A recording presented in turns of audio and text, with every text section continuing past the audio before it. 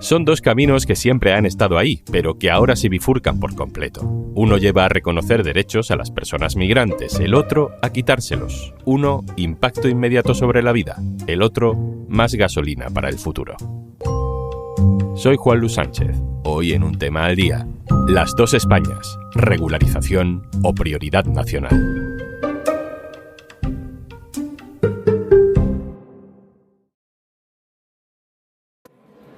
No solamente a pedir el certificado de vulnerabilidad, porque es el único documento que nadie esperaba que iban a pedir. Ya tenemos toda la documentación. Ya han comenzado esta semana los trámites para que las personas migrantes sin papeles puedan regularizar su situación en España. Es algo que ocurre en todas las ciudades, en diferentes ventanillas que hay que visitar para hacer el papeleo previo. Por ejemplo, en Valencia, donde estaba nuestra compañera Laura Martínez. Hola Juanlu, pues estamos en las colas que hay en el Ayuntamiento de Valencia, son las 11 de la mañana y acaban de cerrar la cola. Todavía hay decenas de personas, muchas han pasado aquí toda la mañana, han pasado toda la noche, hay personas que nos cuentan que llevan desde las 10 de la noche haciendo cola, que comenzó a llegar durante toda la noche muchísima gente, especialmente a las 5 de la mañana, hubo un pico de afluencia y la verdad es que el ambiente es muy tranquilo. Estas colas del Ayuntamiento de Valencia, por ejemplo, no son para la regularización en sí, es para uno de los documentos que hay que tener previamente, el informe de vulnerabilidad. Nos hemos encontrado con un matrimonio originario de Honduras en el que ella llegó a España poco antes de la DANA y pudo regularizarse con el proceso de la DANA y su marido se encuentra ahora en la cola iniciando el proceso. Mi nombre es Dorvin Calderón, soy ingeniero naval y mi situación familiar, pues nos tuvimos que venir de Honduras, mi país, huyendo prácticamente de la delincuencia y para ofrecerles un mejor futuro, lejos de la delincuencia, a nuestros hijos. Hay personas que están muy esperanzadas, nos cuentan sobre todo pues que necesitan los trámites por tener protección social, porque se han encontrado con una situación de vulnerabilidad muy agravada. Y pues con este paso de regularización pues estamos con la esperanza de ir un paso adelante, ¿no? De mejorar. Han tenido muchos problemas para encontrar trabajo, claro, todos ellos se ven forzados a trabajar en B y están contentos porque por fin van a poder desarrollar su profesión plenamente. No puedo ni homologar mis títulos, no puedo acceder a una bolsa de empleo normal porque me falta la documentación.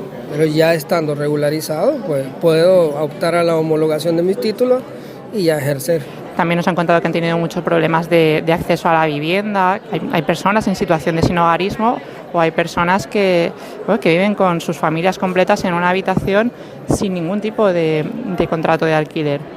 Con ese informe de vulnerabilidad, con el de antecedentes penales, con alguna prueba del arraigo del tiempo que llevan viviendo en España, los migrantes tienen que ir ya sí a pedir cita en alguna oficina de correos, como esta de Madrid, en la que estaba mi compañera Gabriela Sánchez. Hola Juanlu, en las oficinas conviven, por un lado, aquellas personas que quieren entregar sus paquetes, enviarlos, recogerlos, con aquellas que están hablando de pasaportes, pruebas de llegadas a España en las fechas establecidas, el poder del padre para justificar que efectivamente puede regularizar al hijo. Es decir, es verdad que la imagen es curiosa. La persona responsable de esta oficina se le ve muy entregado, hablando con unas y otras familias y mirando incluso su documentación cuando todavía no ha llegado su turno para ver si tienen todo o si tienen que a lo mejor decirle que mejor vaya en este tiempo de espera pues a imprimir algún papel que les pueda faltar. Sí, es un poco difícil para los inmigrantes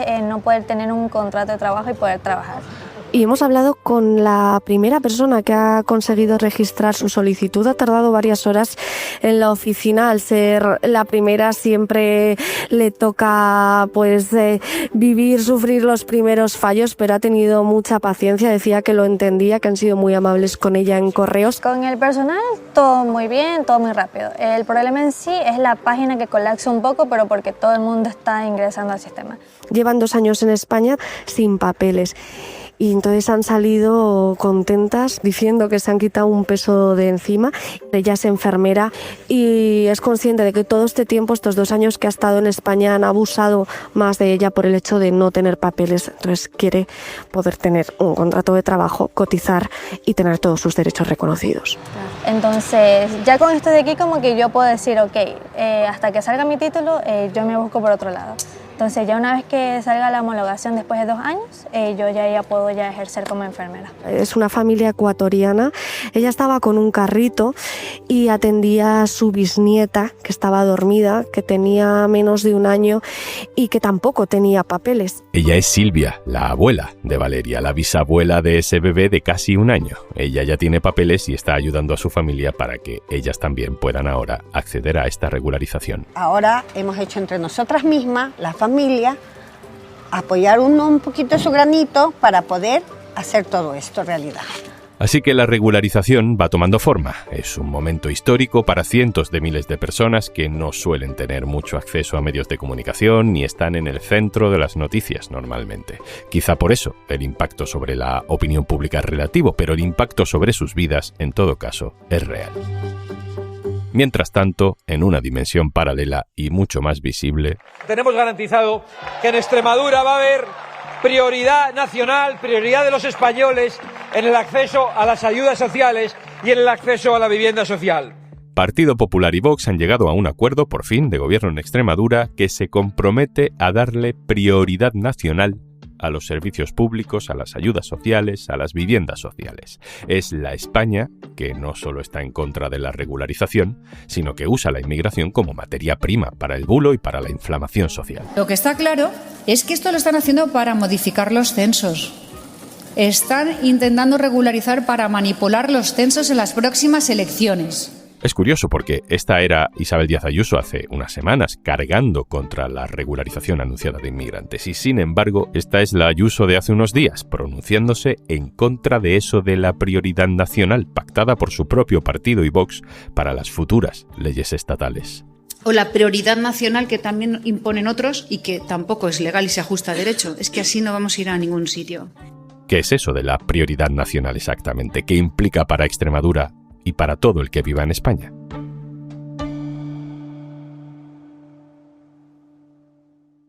Íñigo Sáez Ugarte, hola. Hola. Íñigo, recurro a tu análisis para hablar del acuerdo de gobierno de Extremadura porque más que un pacto autonómico parece un preacuerdo de programa electoral de PP y Vox en las elecciones generales, ¿no? Porque para hacer esto de darle prioridad nacional a las ayudas sociales hay que modificar algunas leyes estatales. Las negociaciones entre el PP y Vox en varias comunidades autónomas están condicionadas por muchos aspectos que tienen que ver con la situación de Extremadura, Aragón, Castilla y León, etcétera. Pero al mismo tiempo, como Vox plantea como condición irrenunciable que se pacte sobre inmigración, aunque ahí las comunidades autónomas no tienen competencias en lo que es el diseño de la política de inmigración para toda España, realmente el pacto de Extremadura, como los que vengan después, es una especie de programa piloto del programa que en el futuro, si ganaran las elecciones el PP y Vox, si sumaran mayoría absoluta, sería el programa piloto de lo que veremos más adelante en el caso de que, claro, Feijóo llegue a la Moncloa. Es evidente que por muchas particularidades autonómicas que haya, todo lo relacionado con inmigración que aparecen en estos pactos podrían, en teoría, y lo más seguro que en la práctica, llevarse a un pacto nacional del PP y Vox después de futuras elecciones. Íñigo, ¿cómo entiendes tú ese concepto de prioridad nacional? ¿Qué crees que implica? Bueno, a la hora de analizar este pacto, lo mínimo que se puede hacer es respetar las palabras, ¿no? El significado de las palabras. Y si ellos pactaron, comillas, un concepto de prioridad nacional, es porque quieren dar prioridad a los nacidos en España sobre los nacidos fuera de España a la hora de percibir pues todo tipo de ayudas sociales, no solo en el tema de vivienda que interesa a tanta gente, sino en otros muchos aspectos de lo que todo ello junto forman una parte importante del estado de bienestar. Tú cuando estás hablando de prioridad nacional estás estableciendo un elemento discriminatorio que ya veremos si es legal o constitucional, por el que beneficias a los nacidos en España. Eso es tan evidente que aunque el PP al día siguiente intentó desmentir esta idea en 2 informaciones publicadas por El Mundo y El Español, es evidente que el prioridad nacional quiere decir eso, ¿no? Realmente lo que hay ahí es un concepto discriminatorio de raíz. Esto pasa de vez en cuando, ¿no? Vox, Partido Popular, pactan algo y luego cada uno lo explica de manera radicalmente diferente. Firman un acuerdo y luego hacen una interpretación casi opuesta de lo que significa la frase de ese acuerdo. En Vox dicen poco menos que esto dejará sin ayuda a los extranjeros, y en el PP que es poco más que palabrería. Es cierto, pero hay que tener en cuenta que, por ejemplo, el PP se ha ocupado de incluir en ese pacto la idea de que todo esto del principio de prioridad nacional deberá estar adaptado, comillas, a la legalidad vigente, es decir, respetando la ley, porque desde el Parlamento de Extremadura o de cualquier otra comunidad, obviamente no se pueden cambiar leyes aprobadas por el Parlamento español, ¿no? Por el Congreso y Senado. Entonces ahí lo que hay es, típico de este tipo de pactos, introducir palabras o conceptos que sirven para atenuar el impacto del titular, ¿no? Y por eso hablan también de que las personas que reciben estas ayudas deberán tener un arraigo real, duradero y verificable en el territorio. Esto, dicho así, digamos, no suena mal, pero claro, si la intención de los gobernantes es limitarla a los nacidos en España, pues eso lo pueden hacer en la práctica con mucha facilidad, con lo cual, como mínimo, veremos que habrá recursos ante los tribunales, ¿no?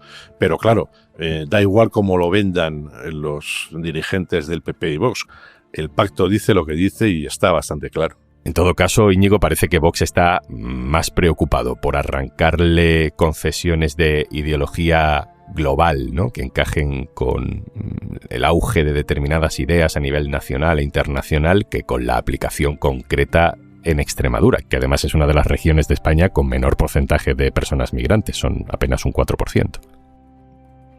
Hay que recordar que la inmigración es el punto esencial del programa de Vox, y es el punto esencial por el que mucha gente apoya en las encuestas y en varias elecciones a Vox.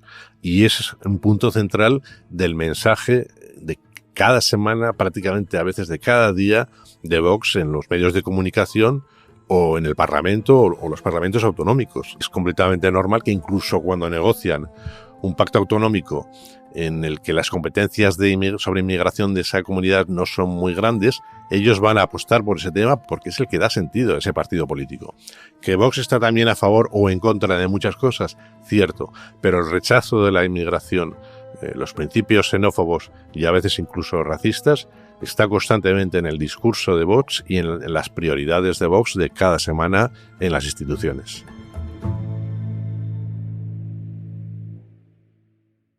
Íñigo, háblanos de ese extraño desmarque de Ayuso, que de pronto sale a decir que todo esto de la prioridad nacional, pues que no es legal directamente. A mí se me ocurre que lo hace porque justo este fin de semana tenía ese gran recibimiento de María Corina Machado, opositora venezolana, premio Nobel, y había una fiesta multitudinaria de muchos venezolanos que viven en Madrid, que pueden votar en Madrid, miles de personas en la Puerta del Sol, no sé, puede ser por eso. Bueno, en las declaraciones que hace Ayuso sobre inmigración, a veces hay unas cuantas incoherencias, porque ella, no sé si llevada por la pasión del momento, ha llegado a decir que los inmigrantes latinoamericanos en España no son inmigrantes. Los considera tan cercanos a nuestra cultura, por el hecho de hablar el mismo idioma, que ni siquiera los llama inmigrantes. Por lo tanto, Ayuso debería estar muy a favor de este proceso, con un número muy alto de extranjeros beneficiados, el proceso de regularización que ha puesto en marcha el gobierno, y no es el caso, ¿no? Entonces, bueno, hay que ver también que ella cambia de sentido las declaraciones en función de sus intereses personales. Este es un tema en el que Vox, en la Asamblea de Madrid, ataca con bastante frecuencia a Díaz Ayuso para culparle por el hecho de que se preste algún tipo de asistencia a inmigrantes, y ha hecho unas cuantas críticas duras a Vox por la xenofobia evidente del partido de extrema derecha, mientras Ayuso, ella dice que defiende el derecho a vivir en Madrid, en su comunidad, a todas las personas que cumplen, que trabajan, que paguen impuestos, etcétera. Terminamos, Íñigo. Hace 21 años que no se daba una regularización de este tipo. No sé cómo hay que leer que en un momento de ola internacional xenófoba de una especie de nueva legitimación del discurso racista, supremacista, pacte entre los grupos de izquierda una regularización. Estamos viendo un poco las dos Españas, ¿no? La de la regularización y la de la prioridad nacional. Una regularización masiva que abarque a centenares de miles de personas en potencia es una de estas medidas que se toman cuando es necesario, cuando el número de personas sin papeles alcanza un nivel relevante, ¿no? Y por eso en su momento el gobierno de Aznar aprobó una medida de estas características, por eso lo hizo no mucho tiempo después el gobierno de Zapatero y por eso lo hace ahora el gobierno de Sánchez, ¿no? Porque como mínimo puede haber 500.000 de personas que se podrían beneficiar de esta medida. Como mínimo 500.000 de personas están viviendo y trabajando en España en una situación en la que no tienen los derechos de cualquier ciudadano, ¿no? Al mismo tiempo, hay un intento por parte del gobierno de Sánchez de encontrar un tema en el que se distingue claramente en el terreno de los principios frente a la derecha y la extrema derecha.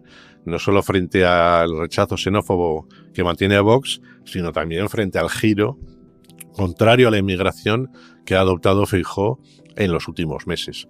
Y en ese sentido, bueno, también podrían haber dado a este problema la patada hacia adelante y no lo han hecho porque creen que no deben hacerlo, pero al mismo tiempo porque el PSOE cree que le beneficia para encontrar otra bandera progresista en la que se pueda distinguir de la derecha y la extrema derecha y que pueda ser uno de los 2 o 3 ejes fundamentales de la futura campaña electoral de unas elecciones generales.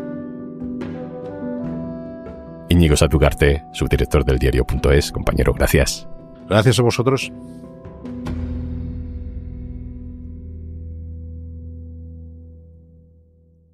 Esto es Un Tema al Día, el podcast del diario.es. Si te gusta lo que hacemos, necesitamos tu apoyo. Hazte socio, hazte socia en eldiario.es/un socio al día. Este podcast lo producen Carmen Ibáñez, Marcos García Santonja, Lucía Martín e Izaskun Pérez. El montaje es de Pedro Nogales. Yo soy Juan Luis Sánchez. Mañana, otro tema.